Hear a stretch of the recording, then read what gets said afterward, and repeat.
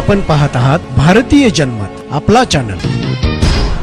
नमस्कार, मी गिरीश वळवी। आपण पाहत आहात भारतीय जनमत। पाहूया ठळक बातम्या। म्हैसाळ गर्भपात प्रकरणात जी चौकशी समिती जिल्हा पातळीवर नेमलेली आहे ती चौकशी समितीचं पुनर्गठन झालं पाहिजे। त्यानंतर पोलीस यंत्रणेला पुरावा संशोधन करण्याचा किंवा शास्त्रीय ज्ञान नाही अशा बऱ्याच गोष्टी या प्रकरणात लक्षात आल्या आहेत। तसंच गर्भपात किंवा गर्भचाचणी करून जेव्हा गर्भ मारण्यात येतो तेव्हा त्या प्रक्रियेत शास्त्रीय पुरावे बरेच असल्यामुळे या प्रकरणात CIDची नेमणूक करावी, ज्यामुळे या प्रकरणातील आणखी आरोपी सापडतील। आणि या प्रकरणात सरकारी वकील म्हणून शहर जिल्हा समितीचे सदस्य असलेले अमित शिंदे यांची नेमणूक करावी असंही पत्रकारांशी बोलताना ॲडव्होकेट आणि National Green Tribunal Bar Association Western Zone पुणेचे अध्यक्ष असीम सरडोय यांनी सांगितलं। अशी कायद्याची अपेक्षा आहे आणि त्यामुळे त्या चौकशी समितीचं विसर्जन करून नवीन चौकशी समिती पुनर्गठित केली पाहिजे।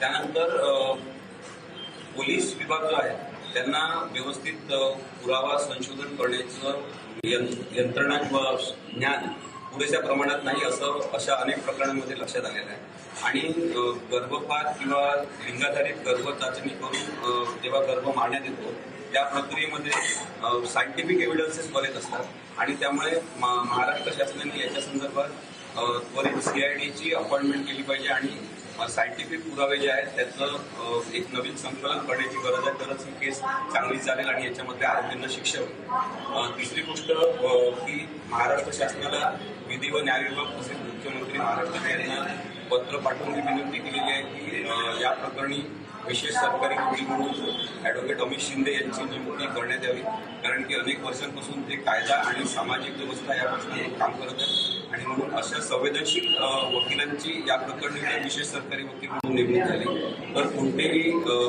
दबाव न बाळगता आरोपींना शिक्षा होऊ शकेल आणि अनेक पुढे मरणासन्न अवस्थेत जाणारे जे गर्भ आहेत किंवा मरू शकणाऱ्या ज्या मुली आहेत त्यांना न्याय मिळण्याची प्रक्रिया सुरू होईल।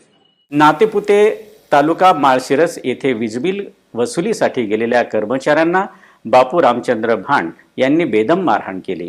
सूर्यकांत दिघे, कनिष्ठ अभियंता, महाराष्ट्र राज्य विद्युत वितरण कंपनी आणि कर्मचारी महेंद्र इंगळे, त्याचप्रमाणे श्रीकांत वादे हे बापू भांड यांच्याकडे 4 महिन्यापासून थकीत असलेले 4,950 रुपये वीजबिल मागण्यात गेले असता सुहास उर्फ बापू भांड राहणार नातेपुते यांनी लाकडाच्या दांडग्यानं बेदम मारहाण केली।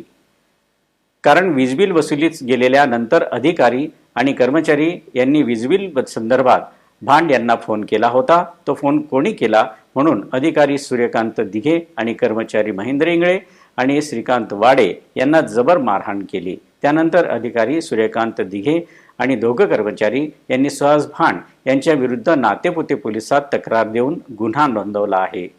नातेपुते पोलिसांनी सुहास भांड यांच्यावर कलम 353 आणि 332 नुसार गुन्हा दाखल करून आरोपीला अटक केली आहे। भारतीय जनमत सदैव सरस आणि म्हणूनच आघाडीवर। आपण पाहत आहात भारतीय जनमत, आपला चॅनल।